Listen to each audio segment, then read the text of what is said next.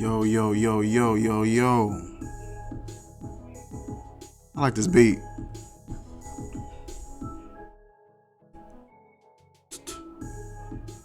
How's everybody doing?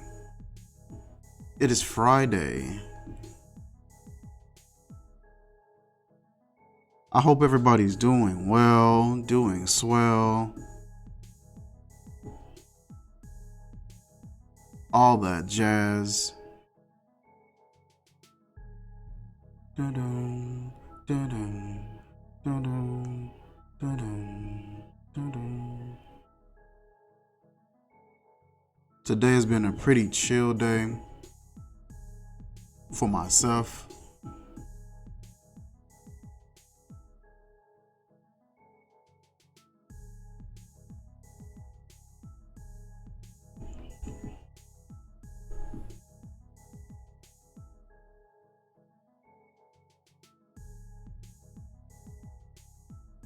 Everybody is in this particular region of the US, in the Midwest region, on somewhat of a lockdown, I believe.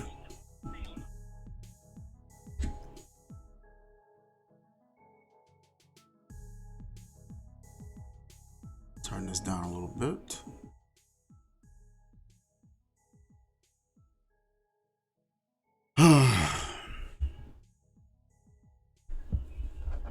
It is Friday, 6:48 p.m.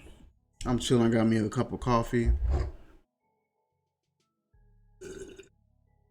I am King Nappy. You are tuned into the Regal 30 podcast. If you haven't followed us on YouTube, go ahead and click that sub button. We submit our podcast to YouTube. We submitted it to Anchor. We submitted to Breaker, Google Podcasts. I think Apple Podcasts just approved us. I think we just got approved. I'm not sure. It may have gone through today. I gotta double check. But yeah, I am super stoked about the platforms that they're allowing us to be on and to serve up our podcast on. I've been loving it. Let me double check that though and see are we available. Is it raining?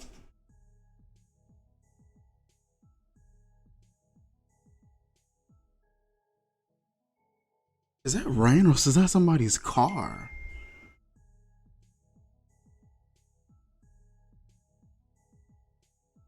It sounds like rain, but it's not. And it looked like my car got rained on, but I don't know what's going on outside. I think we did get approved. Let me see. Well, I got the email, but it still hasn't shown up on Anchor just yet. Anchor right now is what manually distributes everything. Let me see. iTunesapples.com, iTuneapple.com. Get out of here. What's this?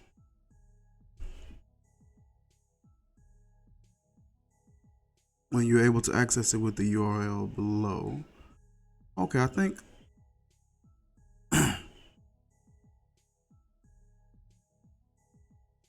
So it gave us the URL, so we have it pretty much.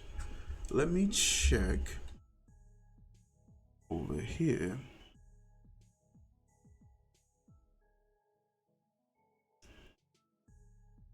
It really sounds like rain outside. But it's not. Who cars sound like that? That's so bad. Dun-dun, dun-dun, dun-dun. Y'all love this instrumental. I'll be having this thing just playing when I'm getting ready in the morning. See if I can manually add this bad boy.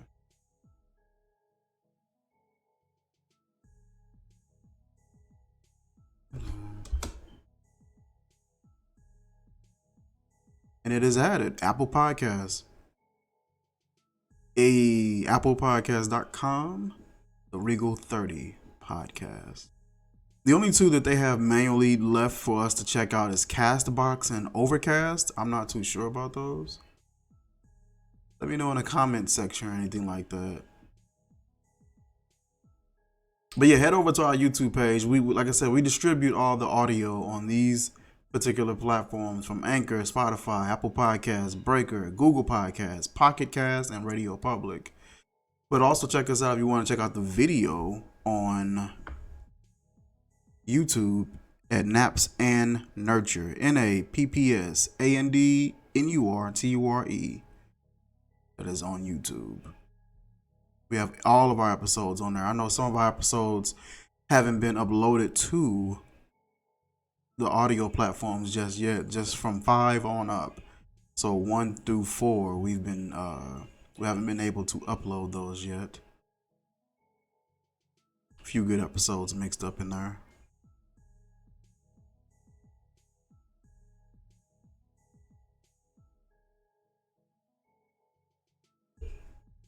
Dun-dun, dun-dun. Oh, that was somebody's car. My goodness. That car sounds like the second coming.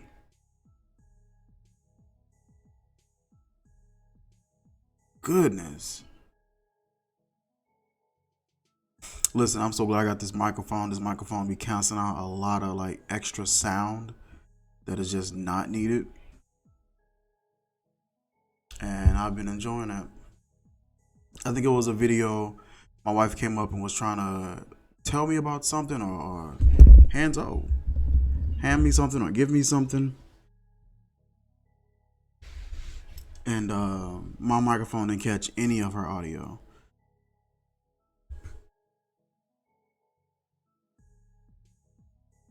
Today I wanted to talk a little bit about, and this is going to be some old content, but the Black Panther movie. I've been going through like this little review phase and just be wanting to review like either old school movies or movies that I liked or movies that have already been reviewed. It's kind of like we're over this now kind of thing. I've been just going through this phase where I've been wanting to review those style of movies and check those out. I think we got Nene on the line now. What's going on, Nene? What's up, Mike? Hey, I was just saying that I've been going through like a movie review phase where I've been wanting to review a lot of movies and either super old school movies or movies that's already been like seen and like gone over already, but just kind of want to double back and go over some old movies. But yeah, how's your day been going? Man, I just been working on my writing and did a little meditating today. That's all I did. Oh, that's good. That's good. That's good to meditate. I I used to do that a long time ago. Like used to kind of get a little meditation going like early in the morning, like with my morning devotion.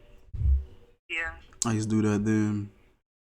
Man, last night I did a segment last night with my friend Shar. That session lasted like an hour and 30 minutes or something like that. That was crazy.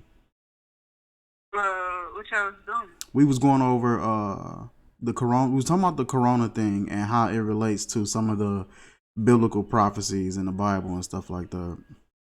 Oh, okay. So like, yeah, it do. That I just started noticing. Mm-hmm. Just looking at like some of the things that's been happening in the Bible. We were kind of trying to break down like Revelations 9 and I think it's 7 or something like that. We was trying to like dissect that a little bit and break that down, and we was struggling. That's why I think that's why we was on there for like an hour and 30 minutes because we was over there struggling, man, just trying to figure that out. Yeah, I was looking at this thing on Facebook, and I think it was like Second Chronicles. Second Chronicles, Corinthians, and they were saying how God was saying like how He'll stop everything. Yeah. And like my true believers who gonna pray and repent.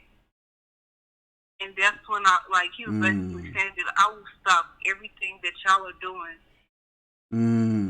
That makes sense. Like how he stopped. They said he stopped the rain. He said that in the Bible, and that's what it said in the Bible. Yep. And that's what happened in Australia. Yep. He stopped the rain, and I thought that was just like true testimony right there. I was like, that is crazy. Yeah. And it's just like I said, we was in that session for a while, and it probably would have lasted longer if it wouldn't have been so late. So I think I started the session around 10 o'clock that night. And that's one thing. That's one thing I gotta work on too with this podcast is when am I gonna start? You know, like dedicating a certain start time and maybe an end time, but at least a start time at least. But I start like whenever it flares up. I just want to start something. I'll just start it up like just like that. So, um, yeah, man. But yeah, that session last night was pretty good. Yeah, that's amazing though. Hmm. I remember when the movie Black Panther came out. I watched the trailer again today just to kind of like refresh my little memory on it a little bit. I remember when they first came out and just how excited everybody was, especially the black community was for the movie. So I want to start off by saying, like, from 1 to 10, what do you rate it? I was going to rate it first and then go over what we liked, what we didn't like, and how we came up with the number that we give it. You know, I'm gonna have to give the movie a solid 10. A 10, okay. I'm gonna have to give it a solid 10.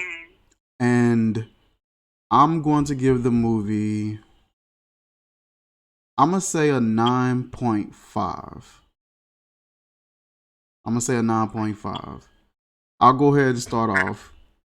Okay. I'll say the reason. All right. So, what I liked about the movie, what I liked was it was visually, it was stunning.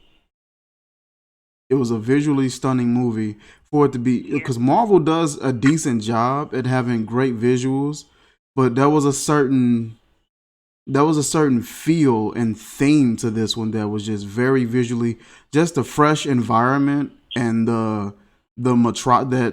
that soaking wet metropolis that they had of Wakanda, and just the endless amount of black cast and the people there in the community, how they portrayed them being so full of resources and rich with culture, rich with tradition and things like that, and principles.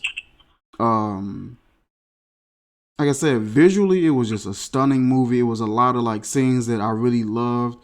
I like the scene where I think he was asleep, or he was asleep or whatever, and he woke up in that little land where I think he had spoke to, I think it was his father. Yeah. And just how that scene looked, and just like so euphoric it looked. And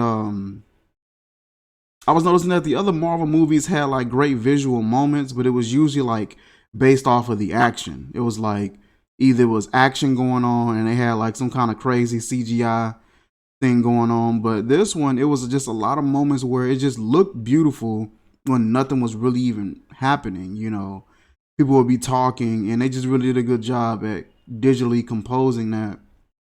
I loved how Prestige and how everybody had like this, what's the word I'm looking for? Like everybody acted so regal and kingdom like, and everybody seemed so royal, and just the way that they carried themselves, the way that they spoke was very elegantly, even for some of the guys who may have been like a little bit of, a little bit of a villain in the film. Like everybody had like this royal sort of way that they carried themselves. Even the Jabari tribe, because they was kind of like a little rowdier, but like everybody carried themselves like that way, and I thought that was so cool. Um, the villain, was it Killmonger? Yeah. I didn't like that name, but the villain, I thought it was so dope how they did it, how they portrayed his story because he really wasn't a villain. You know, Exactly. he really wasn't a villain. It was one of the stories where, or one of the plots where they didn't make the villain just like this for no reason person. Normally it'd be a villain's like, I want to take over the world, and it'd just be like for no reason, and it's just like, why are we doing this? You know, what is the purpose? And he come out of nowhere. Only plan that the villain normally has is, I want to take over the world. You know, and it just be like, okay, but why though? So with this one, it just showed him and how he saw his father get treated and how he saw his father, you know, the fate that they gave to him. And he was confused and he was wondering what was going on. Then on top of all that, him being a rightful heir to that community, he was from Wakanda, you know. So it was just unique how they did that. The music was great. I love the fresh take on the music. Having Kendrick do a lot of the music for the soundtrack, the actual album that they had put out for it was a refreshing take. The How they displayed the technology, all that stuff, I thought was just excellent. What I guess what I didn't like was it wasn't a lot. The only thing that I could really say I didn't like was it wasn't enough action. That's the only thing that I can really gripe about. I remember it was something that I was looking at so far as the plot that I saw, and I can't remember it to save my life. But it was something with the plot, and I was just like, well, they could have just did this, and that would have been easier. But it was I couldn't think of it. But yeah, that's my only thing. It was just like I felt like I wanted a bit more action from it, and I felt like they had gave Killmonger like a chance way too quickly to become king. Yeah. I felt like there should have been more of a time period before you can even challenge. But it was just like, oh yeah, yeah, and I want to be king and stuff. Oh, okay. Just fill out this application right here and step over here. It was just like, it was way too quick, you know, and it was just, yeah, it was way too quick. Also, they they did it too early, in my opinion. Some movies like they do the worst too quickly. Like, did you ever see? I think it's Endgame, Avengers in Uh-uh. Avengers Endgame. I know what you're talking about, but I haven't seen it yet. Okay, well, for the viewers who are, well, I ain't gonna spoil it for you, but yeah, I think sometimes people do too much too quickly, and if there's so much more of the movie left, we automatically know that that isn't going to be the outcome. So we're just kind of like, okay, let's hurry up and get this over with so we can get to the part we really want to see. But yeah, other than that though, the movie was flawless. I loved it. I think what really made this movie stand out really had nothing to do with the movie at all. I think it was just what was happening in real life and how we as blacks get treated, how we get spoken to, how we're perceived in the community, how we are dealt with, how police treat us. I think Yeah. we just wanted a W for once. We wanted a win for once. And it seemed like we've been getting nothing but L's from the community, from the police officer, from the government. You know what I mean? We constantly dealing with stacked odds, and this film was just a way for us to finally be and feel appreciated and feel like we are looked at in a different light, you know what I mean? And I think that's the film meant that much more, not because of it was an action movie, it was a black superhero. which it was. It meant more to us. It was more meaning behind it than just a film. But yeah, that's my take on it. Okay, so why? Like the reason why I rated the movie a 10 was because it had everything that I loved in. Like first of all, I love black people like so much, even when they be acting real, yeah. Even when they be acting up real bad, like I just love my people so much. Yeah. And the thing that I appreciated the most about the film was it had an all black cast. It had a black director, and plus it was showing us being like beaten down and things like that. It like normally when there's a movie about black people coming out, it's either like a slave movie, and I mean I think we still do. Like, I think those movies still are important in, like, certain areas. Mm-hmm. So, like, our history, to know our history about what was happening way back then. Yeah. I just felt like it was good to see a movie with an all-black cast, but it wasn't about them being black. Yeah. But they were very proud of where they came from, though. And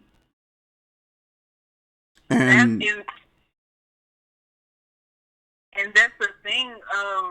And the other thing that I appreciated the most was how they had dark-skinned women in it. Oh yes.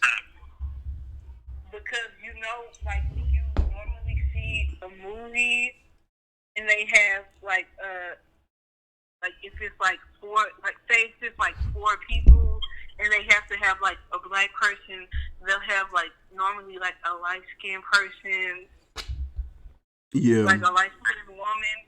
But I just appreciated how they showed dark skinned women in a different light in this movie. And that's why I loved it so much. Yeah, and I've been noticing that a lot more lately. I'll get into that in a second. Go ahead. I'll let you finish your analysis on it. Okay. So like what I really appreciated as well was how I really liked how they portrayed Killmonger, which is played by Michael B. Jordan. Yeah. And I just loved how they didn't. So what I'm gonna say is, I like the fact that they gave him a legitimate reason to go after the kingdom. Yeah. Like why he wanted to be the king of Wakanda and take his place. Yeah. And it wasn't like for like no, I just want to be ahead of it. Like I just want to be ahead of you, and I just want to take it from you. Because he's like, I guess he knows how they treated his dad or what they did to his dad. Yeah. And so that's another thing that I really love. And like, also, I'm gonna say this. Like, it's probably gonna be like my last point. Well, my last part of my analysis. Ooh, I just lost it. Oh, Cheryl, I lost it. Uh-oh. Yeah. But it might come back. But let's continue. But yeah, I loved how they had the female, like the frontline army. I thought that was dope. I thought that the frontline of defense was women, and they weren't just like some cockamamie, regulars. I mean, these women was bad. Like they was killing it, and it was a reason why they was frontline. Cause like they probably didn't even have to get to the rest of the defenses. Like these women was on it. Then they had them. Then they had them bald, but they even with them being bald, they was still bad. Like they was gorgeous women, gorgeous dark skinned women. Front line of defense, and I mean it was they had me. That one girl had me weak. I think T'Challa was talking to somebody, and they reached over and touched him, and she looked at the dude's hand like, boy, that had me weak. She looked directly at his hand like, is you crazy? Man, that had me weak. Oh, when she had that wig on, and she was just like, this is ridiculous. I can't wait to take this off.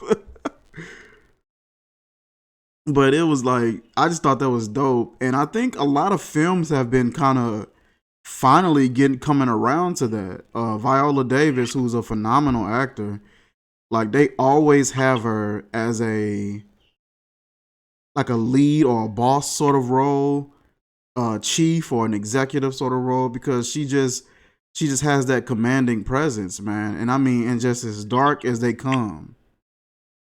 Yeah, she's so beautiful. Yeah, but just an incredible actor. Got a great Netflix series with the How to Kill a what is it? How to Kill a Mockingbird or not Mockingbird? How to Kill a Dragon? How to Hit a Who? How to Kill a Dragon? Are you talking about that? No, Viola Davis. Her Netflix series. How to Get Away with Murder. Get Away with Murder, yeah. What I say? Kill a Mockingbird? Idiots.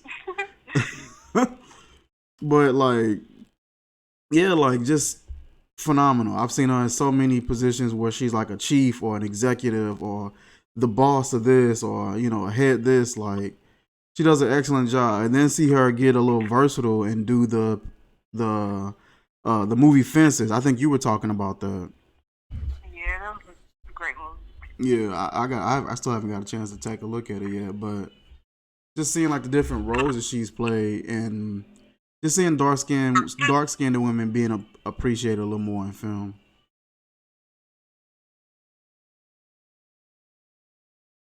Yeah, I really, really love that.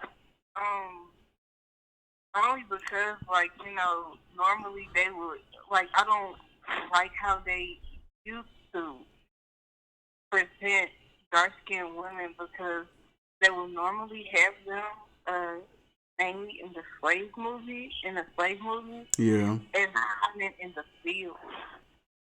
Mm. So I'm glad that, like, the narrative of film is changing and showing just being more versatile. Yeah, cause the young lady who was in Black Panther, she was alongside with him most of the time. Lupita, I think his name is Lupita. Yeah, Lupita Nyong'o. Yeah, like man, just beautiful black woman, and she was Yeah. she was all. I didn't realize she was in that. I think it was 12 Years a Slave. I think she was in that movie as well. Yeah.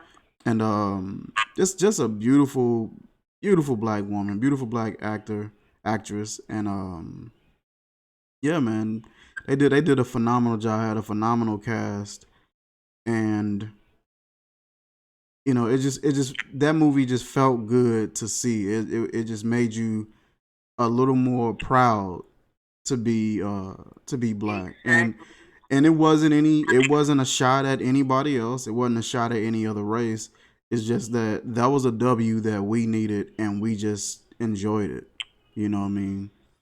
And we wore it out as much as we possibly could. People was going to the movie. I'm sorry, and the thing that I don't think a lot of people know is that, like, when people, so normally with movie executives and everything, they don't really like to sponsor black films because they normally say that they can't sell out internationally. Mm-hmm. Or like if they have a black person as the lead role, they're like, I don't know if she can go international, if she can sell the movie out international or he. Yeah. But the thing about this movie is, not only did they make over $1 million in the U.S., but internationally they made about $1.2 billion. Oh wow. Yeah, that's excellent, man. And so that was just, to me, that's when I felt most proud. Mm-hmm. Because not only, like, they proved them wrong. Mm-hmm. And there were a lot of critics that I watched do reviews on it, and they would be like, you know what, it was okay. Like it was overhyped a little bit. It was okay. There were some Marvel films that were definitely better than this one and things like that. And I just, of course, they just don't understand. Exactly. You just don't understand. You know what I mean? There's just something that comes with it that's kind of unspoken. um, Even the name, you know what I mean, just what it represented. When they released the trailer, they played the this will not be televised sort of audio in the background on the trailer. And the movie won't be televised and all that. And it was so much more embedded into that title and into that movie than what the movie actually showed on screen. And we as blacks, we heard it and saw it. It's one of those things where there's a message and a movie being played that's not on the screen, and we as blacks, we're able to see that movie. You know what I mean? If that makes sense, it's just something that it's just something that only we could see, hear, and understand. And there, don't get me wrong, there are some people of other races that can probably feel our pain a little bit and understand what what and how we feel to a degree. But it's just something that we were proud of, and nobody will understand, and that's okay. You know what I mean? That's okay that you don't. Just respect us, respect what's going on. Don't be disrespectful, but yeah, you don't have to understand. Yes, and I watched a lot of interviews Uh-huh. about black directors, female and male, Mm-hmm. and I was watching the director of Black Panther, Mm-hmm. and he was having a conversation with another director. Her name is Ava DuVernay, and she said originally they wanted Marvel wanted her to direct the film, Huh. but she turned them down because she said, I feel like this movie needs to be made by a black man. That makes sense. Oh wow. Because she wasn't like saying it like she couldn't have done it. Like, she knows that. But it was just like for it to connect with the audiences, because it was mainly about a black man. Mm. So it needs to come from a place from another black man. Yeah. And I Man. just thought that was powerful in itself right there. Yeah, that was dope. And I like the fact that when we watching that film, it gave you a whole new vibe and perspective on the Black Panther character, because they showed him in one of the earlier Marvel films. I forgot, I think it was Civil War or something like that. Yeah. I think it was Civil War, and they showed him for a split second in there, and he was trying to get at, man, I keep forgetting like parts of the movie, but they showed him, but it wasn't that much. We saw a little bit of him and what he was able to do, but we didn't know much about him, where he come from exactly. And so this movie was able to kind of showcase that for people who may not be familiar with the lore. You got some people that had comic books, and they're familiar with all the lore, they're familiar with all the storylines and the characters and the sequence of events. So when they watch the movies, they're a little disappointed because it's Right. different. It's different than the comic books, or it's not as accurate. But for me, who had a person who had no knowledge, like this was very satisfying. I thoroughly enjoyed this film, and would definitely watch it again. I think I've watched it a total maybe like 4 or 5 times. It was just a phenomenal film, hands down. Um, a thing that I like when talking about it, what makes me so happy for like younger people, like people that are younger than me, Uh, is that they have a film where they can look up to a brother and like they just show it in a different light. mm-hmm. And I love that for like the young black boys. And even like the young black girls that see the women in those films and in this film and like it was just so strong. Mm. And Yeah. like that was really something that I wish I had when I was like in grade school. Mm. And it's good to have that, to be able to look at something and be inspired, and that something that you're looking at looks like you. You know what I Yeah. mean?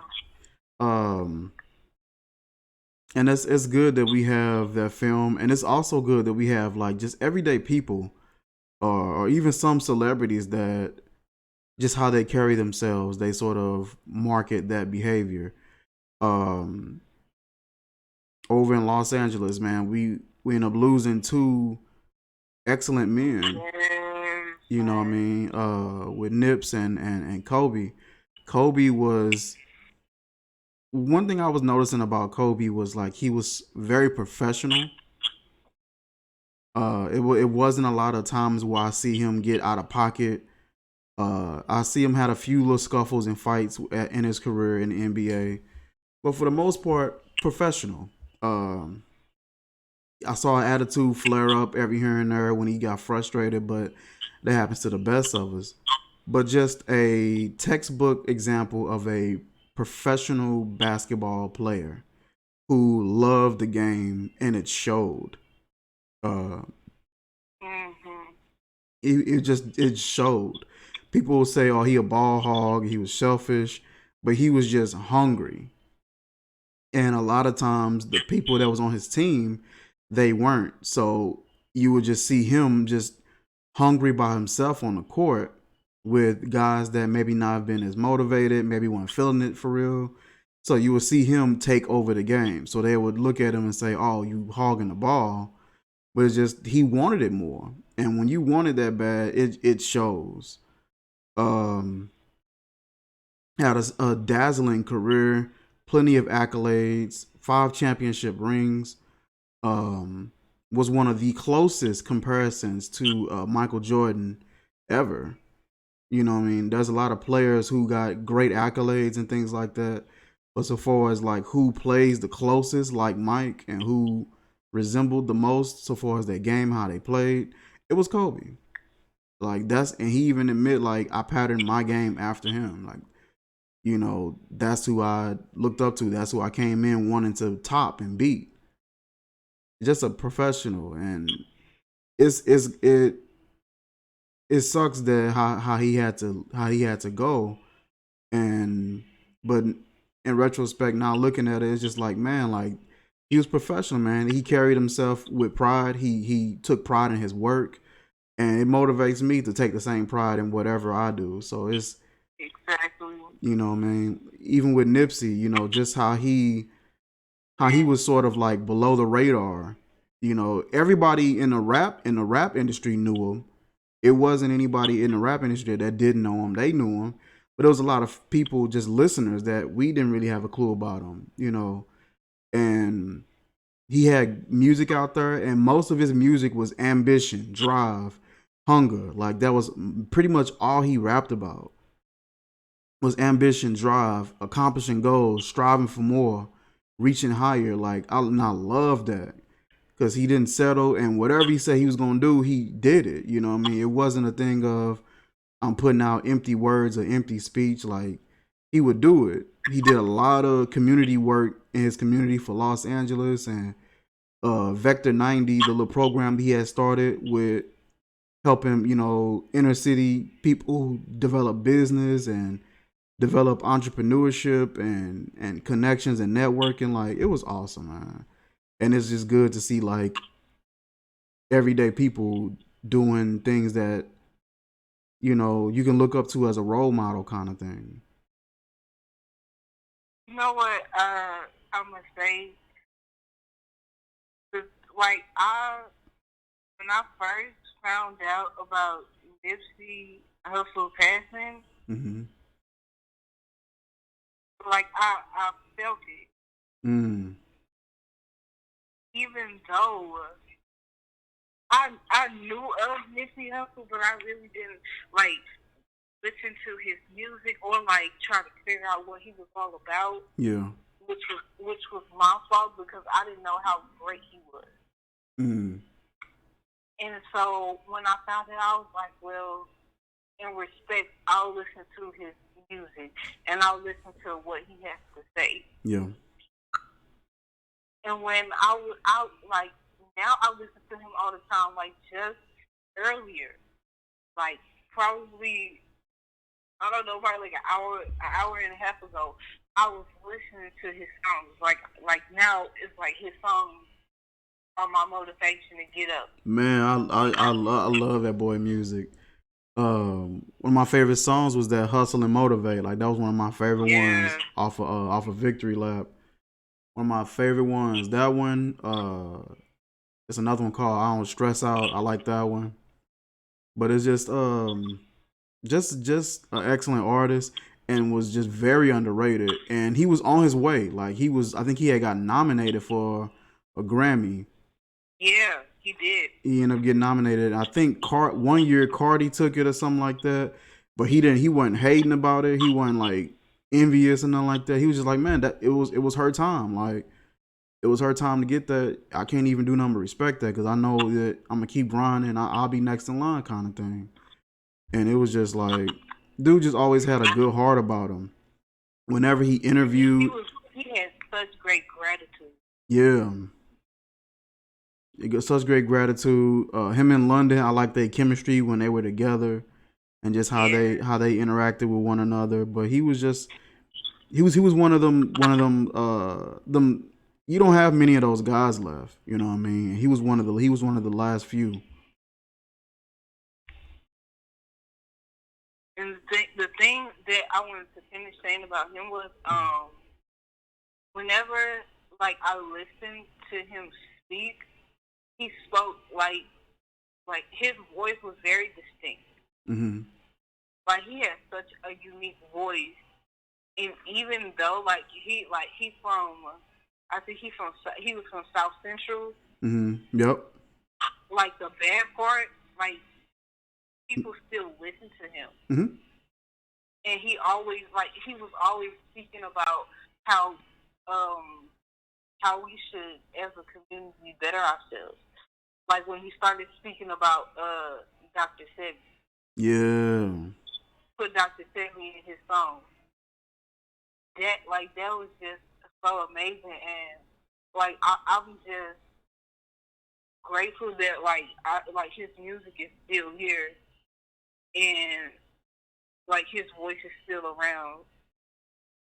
Mm-hmm. And I love how he spoke life, and like he didn't speak about always killing another dude, but he also spoke about how that's what he do. Like, that's what he was. Yeah.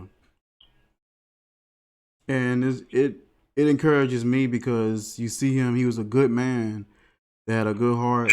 He was motivated, he was ambitious. Michael, hold on. All right. Yeah, go ahead. Yeah, just the career that he had was and the message that he had in his music was always encouraging, and I love listening to his music. It's always got that same sort of feeling of drive and determination and ambition. Um, and it makes you proud to be able to witness it and able to be of the same race, to even be a part of something like that. It makes you have a sense of pride. Because we live in a country where a lot of people don't say it in the open, they don't say it out loud, but there's just a lot of people that simply just do not care for us at all. There are some people that do. I've run into a lot of them. But just simply put, just overall, this is a lot of people in this country that simply don't care for African Americans, don't care for blacks. And so having somebody like that gave me a sense of pride and a sense of um, like I said, a sense of pride and feeling like I belonged. Yeah, sorry to interrupt, but I'm back now. Oh no, you're fine. You're fine. But yeah, it's and I think that's, like I said, that's why the Black Panther movie did so well, because it gave us just a sense of pride, something to be proud of, something to feel like we're a part of. I was saying a second ago, we live in a country where we're just not really, we just aren't liked that well. To put it real gently, when I look in, people don't say it in person, but when I go in the comment sections on certain social media platforms, you go in the comment section on Twitter, on YouTube especially, people make little phony accounts and they'll just say whatever they want to say, as raunchy as they want to say it.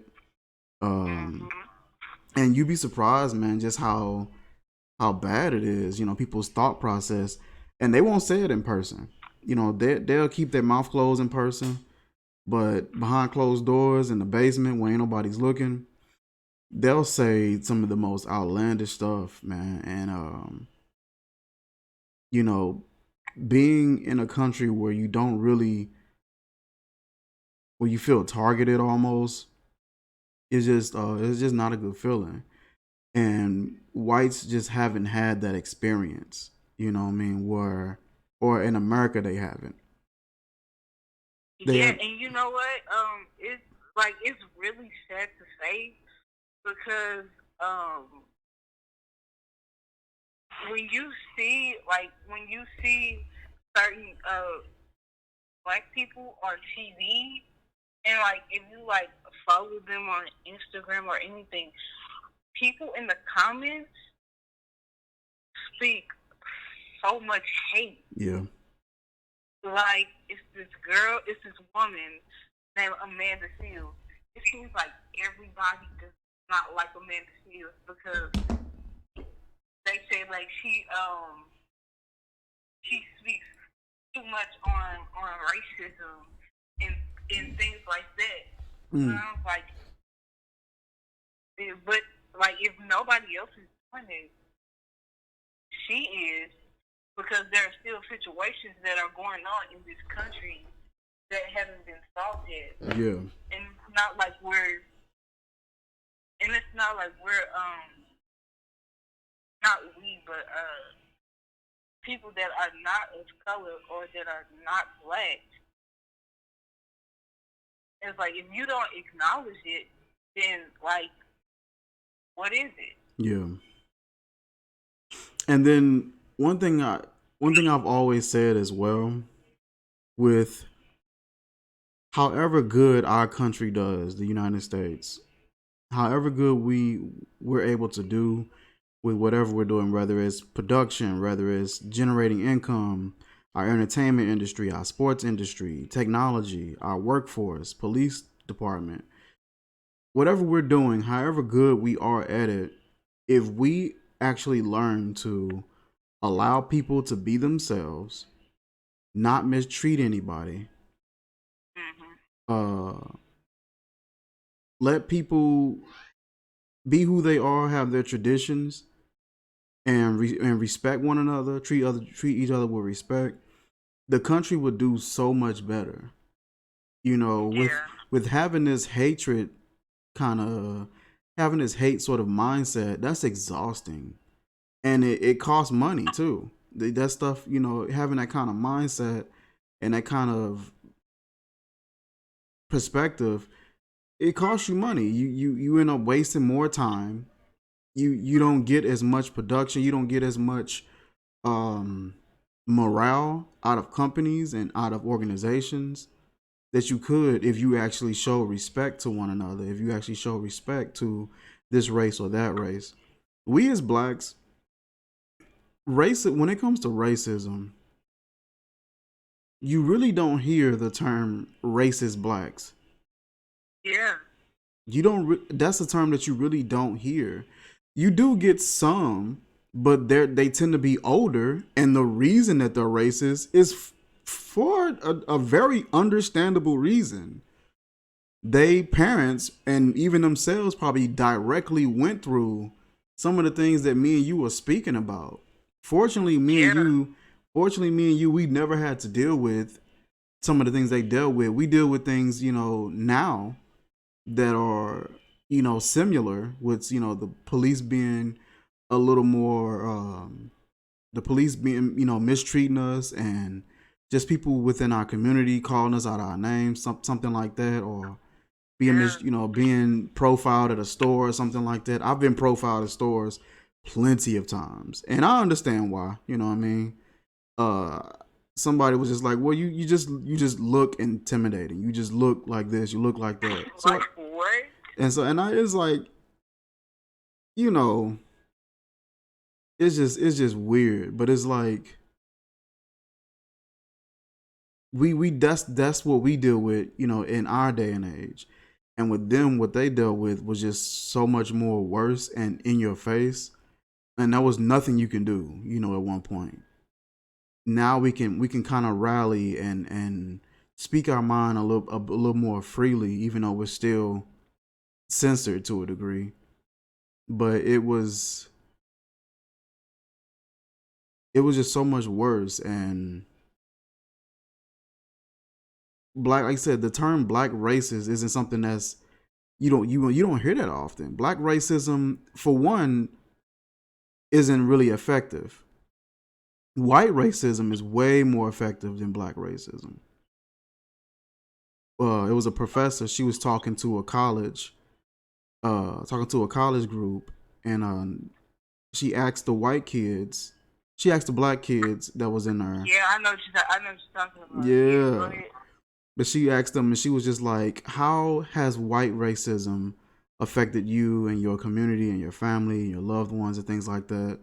And they begin to name things. They name education, job placement, finances, opportunities, with media and television, things like that, treatment with police officers and things. They name all these different reasons that how white racism has affected them.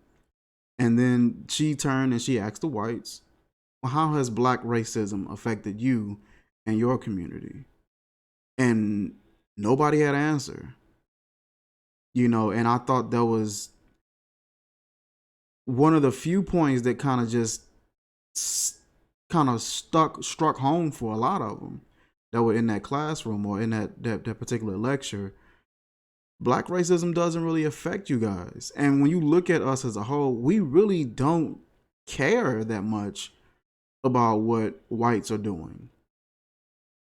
We could be in our community and a white person could move in next door or whatever, and nobody's really, they're looking like, what are they doing over here? But other than that, nobody really cares. Nobody's for to call the police on you. Nobody's for to be calling the police on you. Nobody's for to be watching you and watching what you're doing.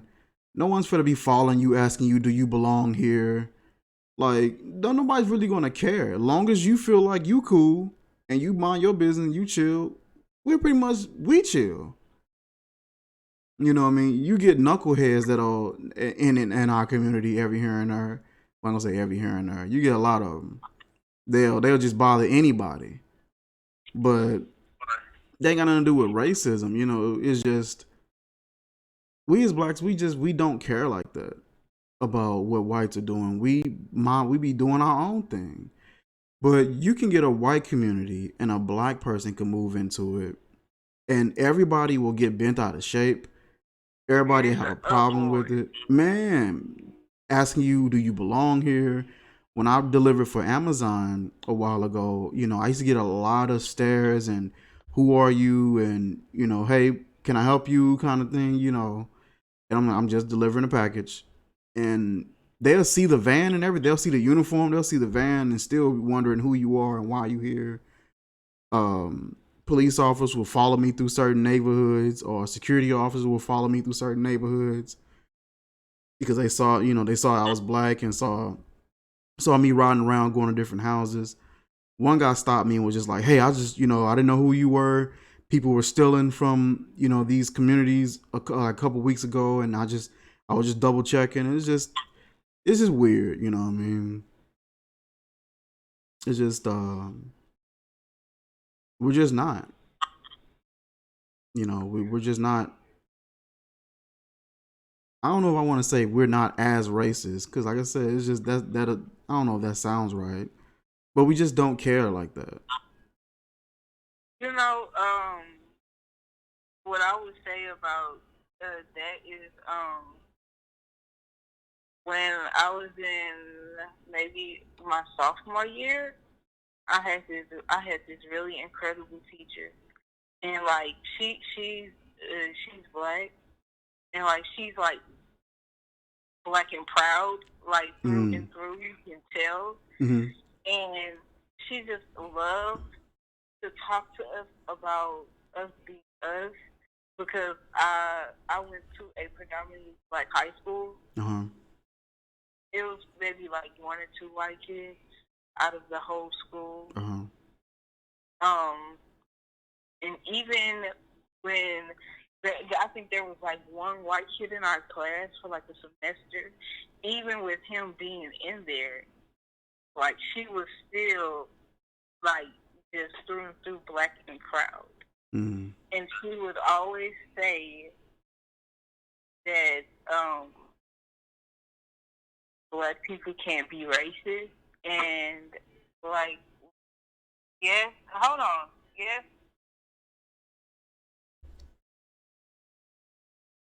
But yeah, there is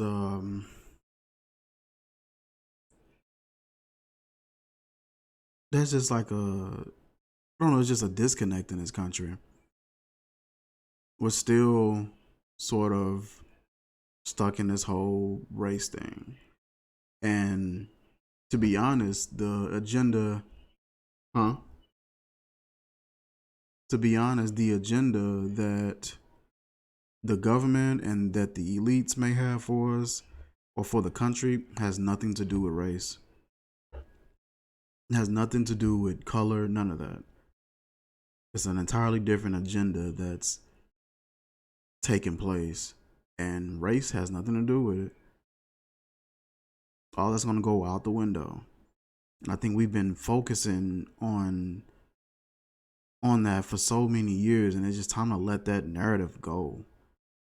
And the government plays into it. They know that that's a way to have division within the country. It just needs to be done away with. I'm back now. Oh yeah, you're fine. Go ahead. Folks keep bothering me.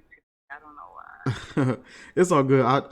What I should start doing is letting you know maybe a couple days ahead of time, so that way you can prepare and maybe even let everybody else know, like, hey, I'm going to do this. Yeah. That way, I'm always like doing stuff last minute. I just got to work on that. I do apologize. But if I could finish my yeah, go ahead. No, what? Could you tell where we was at? You were talking about the teacher and how she was always kind of teaching. Yeah. Okay. Thank you.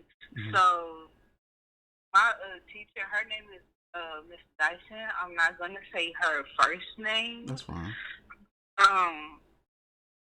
But like, even when she had the one white kid that was in our class, she would always tell us how how black people couldn't be racist. And of course, like when the Clash first heard that, like we were so ready to challenge her on how that couldn't be. But when she broke it down, it made a lot more sense, and I knew what she was trying to get at. So basically, she was saying that the reason why black people can't be racist because if you look at the definition of racist, it's like a group of people that are empowered to have control over another race or to dominate another race. Mm. And so, and like she said, could you name a time in history that is documented that black people have had control over another race or have dominated another race? Mm. No, you can't. That's a good point. And it's mainly white people that have had control over blacks, all the races. Yeah. Not just black folks. The Latinos, any people of Latino descent, Asians, and it's just like mainly them. And so when I hear people that say black people or people of color are being racist, I was like, no, that's no. And so that's why I think only Caucasian people can be the racist ones, like the only one that can be racist because they're the ones who, over hundreds of years, have had the power to tear down other races just like ours. Yeah, that's a very interesting point. I remember a while ago, I was so I was on Facebook and I was arguing with some people, some black people that were considered to be pro-black. The reason I was arguing with them is not because they were pro-black, but just how they were going about it. They were real whiny and like kind of crybaby like, and they were real like blaming stuff on other people kind of thing.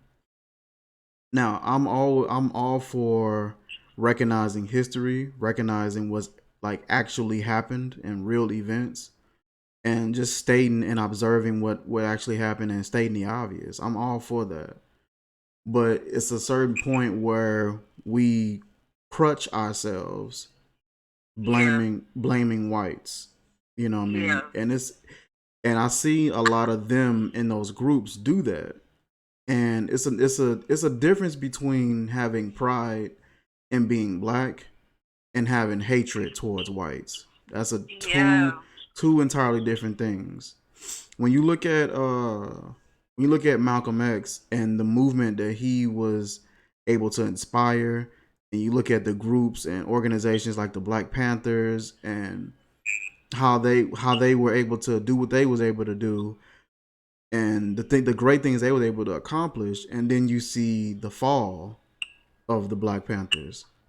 And one of the reasons why I believe to this day that it fell was because of what began to go from black pride to white hatred.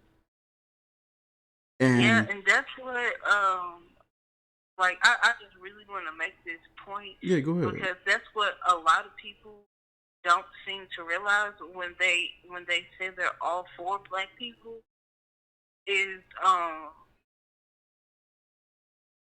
the fact that you I think you have to know the difference of learning the history behind everything and not taking it out on the people right now. Yeah. Because even though there are some Caucasian folks that are still like that, it's not all of them. And I'm gonna be 100% honest on this. when I first started learning more about my history, because like I'm just proud to be black. Mm-hmm. When I started learning more about it, like I had hatred towards white people too. Mm. And then I had to learn that like that was back then. It's a totally different time now, even though there are still some cases going on, such as that I had to realize that not only did they have it much worse, black people had it so much worse back then. Yeah. Than we do now. And I think that's why like it's important to like know your history and learn where you come from, and still have like I want to say sympathy or empathy for those who like for those white folks back then that, or those white folks now that just don't know, or like they don't want to know. Yeah. I hope this make it a little bit of sense. Oh no, it makes perfect sense. And just like I was saying, we just got to be careful to not develop that, because if we develop that kind of mindset, we're basically we're doing the same thing that they were doing. Yeah. And it makes us no better. We get nowhere. We get no results. You know what I mean? But like I said, I wanted to kind of backtrack a little bit. I was talking to the group, and they were talking about, they were down in whites and just talking down on whites and blaming them for everything. And they was just like, yeah, I don't listen. I'm not friends with my oppressor or nothing like that. And I told them, I'm like, I don't have an oppressor. And they was like, yes, you do. You do. And I'm like, no, I do not. And they were going over everything that had happened. And they was just like, yeah, you a Christian. You following the white man's religion. They brought you over here on this ship and taught you about the white Jesus and this and that. And you believe in the white man's religion. Going on and on. So I backtracked on them and I said, well, what happened? I said, how did we get here? Can anybody explain that? And they went on, they were saying that we used to be kings and queens and we had all this, we had all these resources. And I asked them, I said, well, what happened? You know, if we're kings and queens, we got all these resources, we had all this structure, and we were this, and we had so much going for ourselves. What happened? How did we manage to get captured by an entire race of people and brought over to an entirely new country and just deconstructed altogether? Yeah. You know, who, what I asked them was, because they were getting on me for following Christ. And I said, well, what gods do you serve? And where were they when this happened? You know, could I just like intervene and make a point about that? When I hear people talk about how black people are like praising the white man's religion, and like how they say like it's just like a false god, and they talk about that. My thing is that I don't even think people really understand the Bible. Yeah. And I mean, like, you can read it, but like, are you comprehending it? Yeah. Because if you really pay close attention in Jerusalem, and if like I want to be correct, that like I want to say in Africa, like on the African continent. I believe so. I gotta double check the coordinates and everything for it, but I believe so. A lot of those areas they were at in Israel, yes, in like the Middle East. Mm-hmm. It was like in those areas, and dealing with Egypt and stuff like that. All these are like regions that are either in or very close to Africa. And so like when I hear people like they say those things about like the white religion, it's not a white religion. Mm. It's like, I want to say, it's a colorful religion, like with all types of people. But if you pay close attention to Jerusalem and like where it's at, mm-hmm. it wasn't like a white man. Like I don't think Jesus had blonde hair and blue eyes. When I think about Jesus, mm-hmm. I think he had dark skin. I don't think he had white skin. Not saying like he was like dark, but mm-hmm. like maybe Middle Eastern, mm-hmm. or he was of African descent that had darker skin. Yeah. So it's not a white man's religion, and the people that follow him weren't always white men. Yeah. Or even if they were white men, they were people that were either Middle Eastern or darker skin. Yeah, and that's what I always thought, Middle Eastern, because they said skin as of bronze, and when you look at when I see like a lot of Middle Eastern people, sometimes they have like a dustier. It's like a brownish, but it's like a dustier brown. It's really hard to really place like the type of brown it is, but it looks like a bronze. You catch some of them, they got like different hair textures, but you catch some of them, they got like a kind of a coarse hair texture, and it put me in the mindset of them as well too, you know. But I think you know, along the lines of like darker skinned, more of a coarse hair type, you know. Even the Bible say like a skin of bronze, hair of wool, you know, kind of thing. So it's so much embedded in the Bible, and there's so much context that is there. And like sometimes you can read one chapter and come back and it's just totally different the next time. You get a totally different perspective the next time you read it. You know what I mean? Yeah. It's just it's such an alive word. So for people to just write it off and say, "Oh, that's a white man's religion," and it's just, you know, that's just false. And I don't even be wasting my time trying to go back and forth with them about that. But I had like I said, I had asked them what happened. You know, one of the things that I thought about is with Israel, the Israelites. You know, in the Bible, they were hard-headed people. God loved them. He loved them dearly. But they were hard-headed. He would save them. He would love on them. He would bless them. He would give them instructions. He would be there for them. And then they would turn their backs on them. They would just forget what he did. And then he would send them into captivity or into slavery or whatever the case. But he loved them dearly. That was his people. But they just would not stick by him long. They would obey him for a little while. Things would be going great.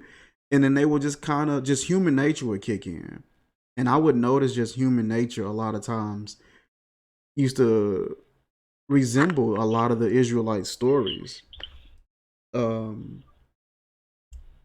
it makes me think of black people. It made me think of that whole situation and what happened with us. You know, because they will be in captivity in the Bible, from what I remember, like hundreds of years sometimes. And it makes me think, like, I wonder, is this something that maybe is still like a modern day Israelite story with us? You know, was it a thing where we fell out of his grace, and we may have been kings and queens and had all this land and had all these different resources and things like that right at our fingertips, and we just, is it a thing where we fell from his grace and he handed us over to an enemy? You know what I mean? And it's just, but one thing I can say is just something about us. We're not, I wouldn't say we're better than anybody. We're not above anybody, nothing like that. Nobody's lesser than us. But there's something about us that is just undeniable, man. It's a special trait that we just have, that you can't even deny it. You know, you look at us, I see how excellent we are, how excellent we can be when we put our minds to something. Yeah. It's just something special about us that's undeniable, and I think that's one of the reasons why we're hated. That's one of the main reasons why we're hated so much, why we're talked down to so much, because normally if somebody really feel like they're superior to you, they don't necessarily have to say it all the time if they really believe that. But when they're trying to psych themselves out or psych you out, they gotta constantly say it. They gotta constantly show it Right. in order to try to make you feel that way. But if they truly felt like they were superior and they truly felt that in their heart, they wouldn't do all that. They would just be superior. But I feel like a lot of them try to convince themselves. They try to convince you and try to psych you out. And so you see all these antics. You see the brutality. You see the verbal abuse and the mistreatment of law. And you see the back in the day, you see the lynchings and the hangings, and even the cartoons that came out back in the 20s and 30s were super racist. Mm-hmm. You know what I mean? You just see the depictions that they made of us, and it was just it's something about us. Even with all the disadvantage that we had, we still could still show excellence, and it was just undeniable. You know, and like I said, we as blacks and as a black community, we can't expect to grow with a hatred in our hearts. God isn't going to bless us and be able to expand and increase our territory at all if we have hatred in our hearts. You know, we can't lay down and just take mistreatment, but developing a hatred toward another race and looking at yourself like you're more than who they are, that's it's just going to lead to a downfall. You know, was something that this like really, really like speaking to me is how ever since this whole pandemic came about, I've seen I've tried to stay away from like social media during the whole quarantine, just for me personally. So because like people are just hyping it up, but Yeah. I also see people like just straight running to these posts about the Bible and stuff like that. Mm. I see it a lot, and what I'm like thinking is and I'm guilty of this myself, like only running to God when there's a crisis. Ah. Big as this, as big as this, like only running to Him when there's a crisis. Mm-hmm. And it's like even before like this whole thing had came about, I started to go back to church a lot more, or like when I could. Yeah. Because it was just like a lot of stuff that I was doing and thinking like I was gonna be okay doing it by myself. Mm. And it was just some days I was just like, I just really need to, like, I really feel like going to church on Sunday. Yeah. And things like that. And so that's the thing that you know what, Michael? I think we're gonna have to cut this short because these people keep calling me and calling me. It's all and good. I don't want to ruin the session because it was such a great session. Oh, it's all good. Listen, we've been going for an hour and 19 minutes. It's all good. I would catch you next time. I definitely appreciate you coming by and just hang with me and talk with me and sharing your perspective, man. We'll catch up next time.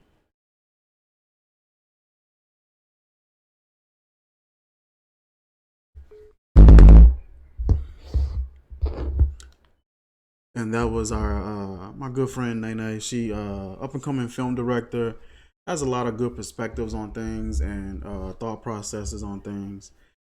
But yeah, we as a people, we got work to do with the things that's happening in this world, the pandemic that's going on. There's so many things going on. A lot of wildlife and um, a lot of nature and in certain environments being destroyed. Wildlife just uh, turning up dead out of nowhere. Birds just dropping out of the sky. Oceans, with toxic levels just rising more and more. You're seeing sea creatures just die.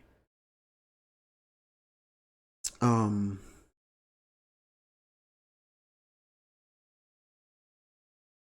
yeah, man, it's a time where we gotta buckle down and realize what's important and what isn't. Race has been a constant issue in this country. There was a point in time where it dialed down, but still an issue.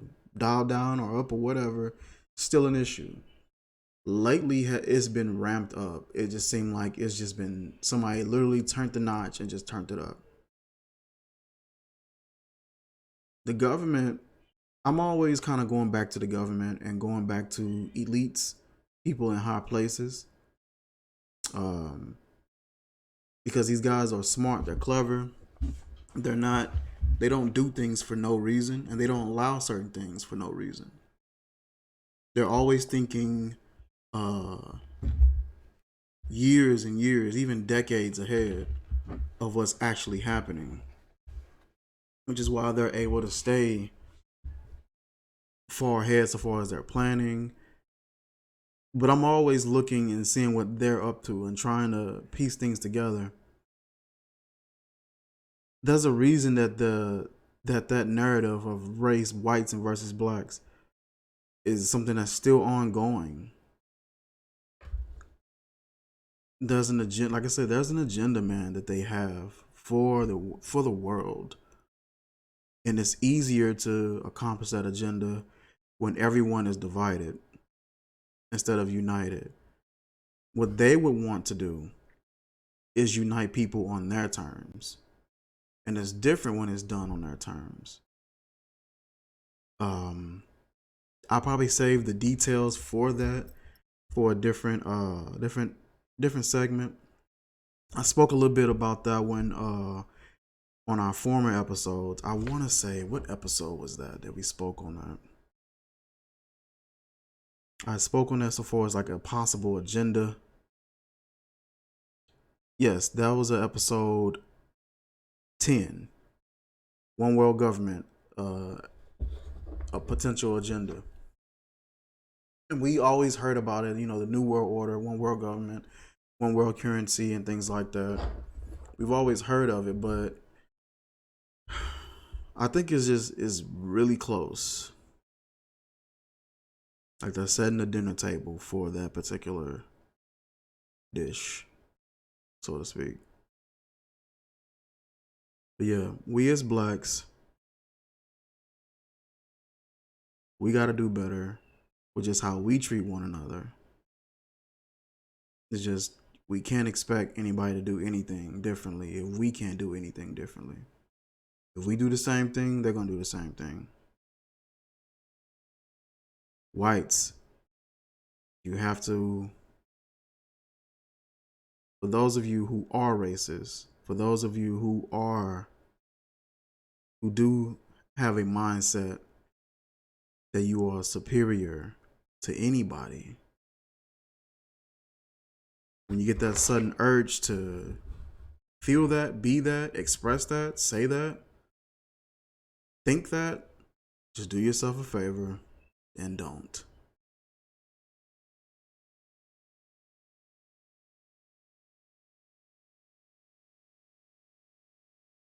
It is inaccurate.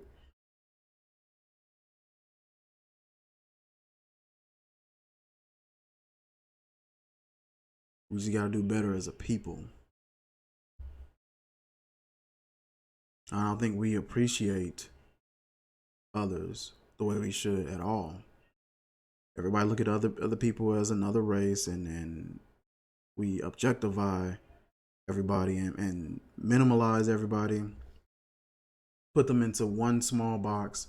That's it. And that's just is inaccurate. This conversation had spiraled from a movie review to all of this. But that's why that movie meant so much more. It was so much history, pain, and misery that fortunately me, myself, and my friend Nene, we didn't have to go through, or at least on that level. Things we've dealt with were very minute, but there are events that are happening that aren't minute, that are still happening to this day. Men being shot right in front of their families, unarmed. Teenage boys being shot down. You know, little kids being handcuffed, and it's just so many things, man. Families being separated. There's so many things happening, not just with blacks. I'm looking at the immigration organization that's going on, this ICE organization, and just what they're doing, man.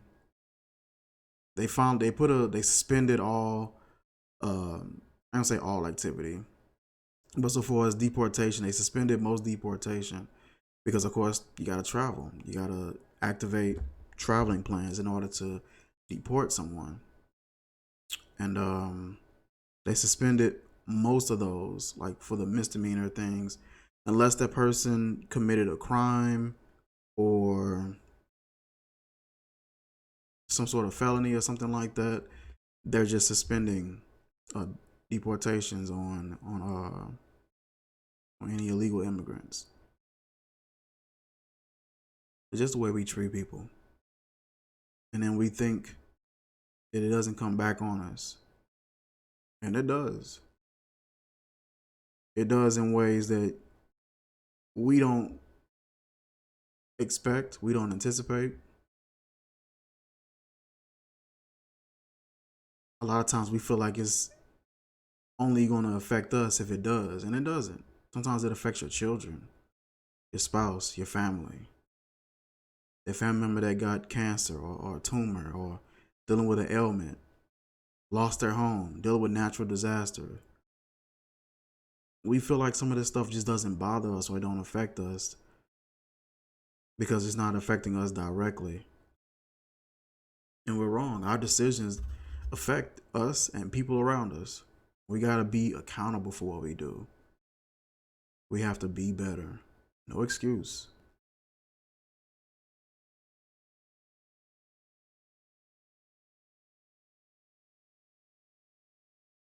We got to follow Christ.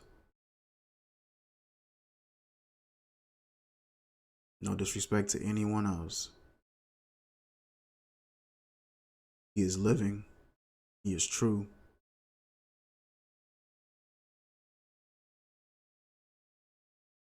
And the word is going forth. Prophecy is going forth. And it's getting late in the evening. I'm not even just talking to everybody else, talking to myself as well. Got to clean up our actions, clean up our attitudes, what we do, how we treat one another.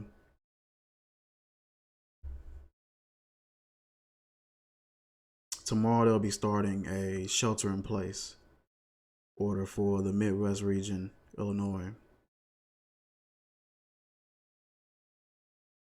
This thing is progressing each day. I think I just got a notification. Let me see here.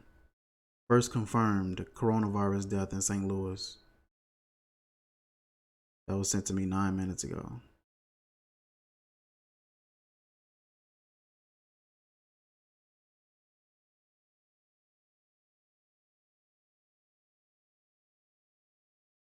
It's different out here.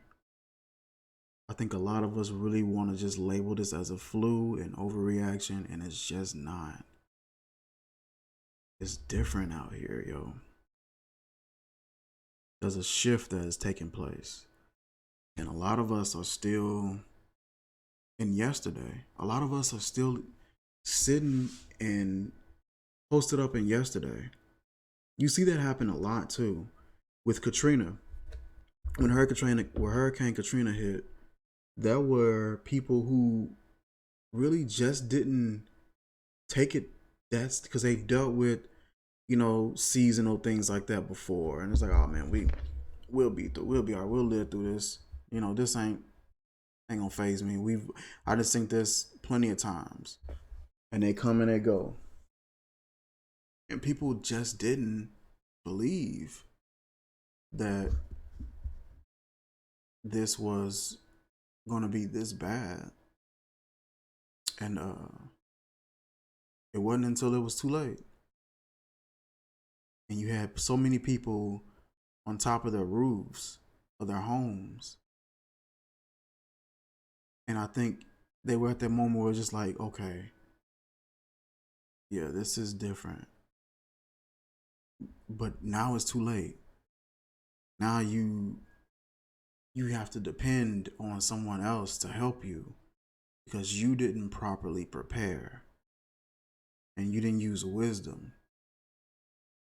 I think we as a country, we don't like to show that we're scared.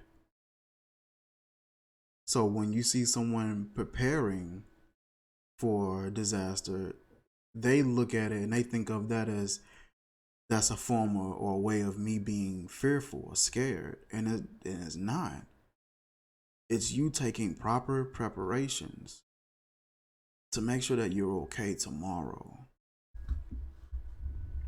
It's not you being afraid of anything. And if you are afraid of something, that's not the end of the world. Some of the things that's happening, I can understand someone maybe being a little, whoa, what's that about? Kind of thing. And I understand that. Prepare. There are some people who, with this corona thing, that just honestly felt like, you know what? You're overreacting. Y'all getting on my nerves with this. I can't wait till this is over with and just be done with this. And they were one of the last ones to get to the store and get what they needed. And now they're going to the store because the events are real. They thought it was a hoax. They thought the coronavirus was fake, and it very well could be. Could be fabricated news, could be fabricated lies. Probably this could be no deaths at all. Could just be something that they putting in the news to scare everybody. But whether that's true or not, what they're doing is real. They're bringing in law enforcement to enforce laws. They're bringing in law enforcement to enforce the shelter in place and the certain lockdowns. Certain cities are on quarantine. They're bringing in law enforcement for that. The National Guard. It's different. This is I've never dealt with this. I'm 31 years of age. And in all my years that I've been alive, I've never dealt with that. So this is different. There may be some people that may have dealt with this before. So this is light work for them. But this is different for me. And it's just a different feeling.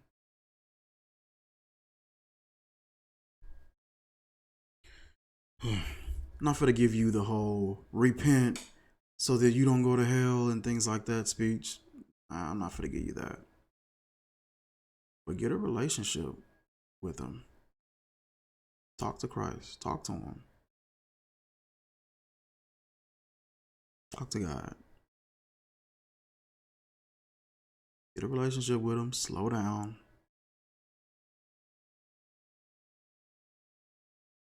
He knows who you are, but just tell him about yourself.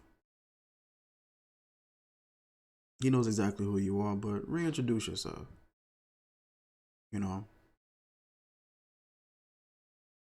Sometimes I do that. Tell them who I am, the good qualities and the bad qualities that I have, the ugly habits that I have and the good ones, my tendencies and my thoughts, my thought process, the things that I don't want anybody to see, things that I show everybody. I talk to them. And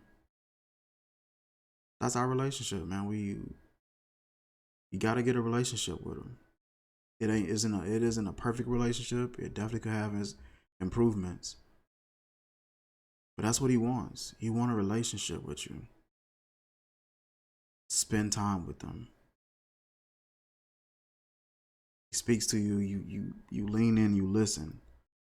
Showing you something, you open your eyes and you pay attention to what he's showing you. That's what he wants from us. That's what he wants from me. And so I got to continue to work on that, to be better, strive better, so that the life I lived is a positive testament to someone. As we spoke about earlier, we talked about Black Panther and what the movie meant. Being able to see somebody in a positive light and see our people being displayed in a positive way.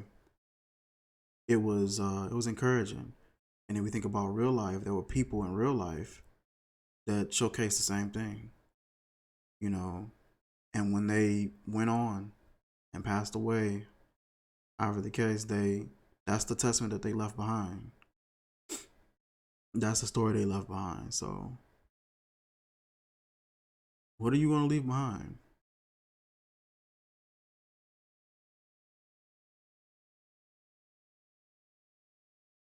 If you guys don't subscribe to our channel on YouTube, go ahead and do so. NappsandNurture, NappsandNurture.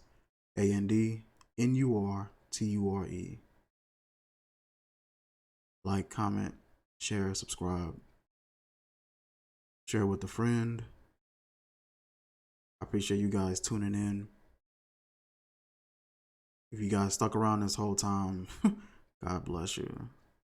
We talked a lot. This is King Nappy.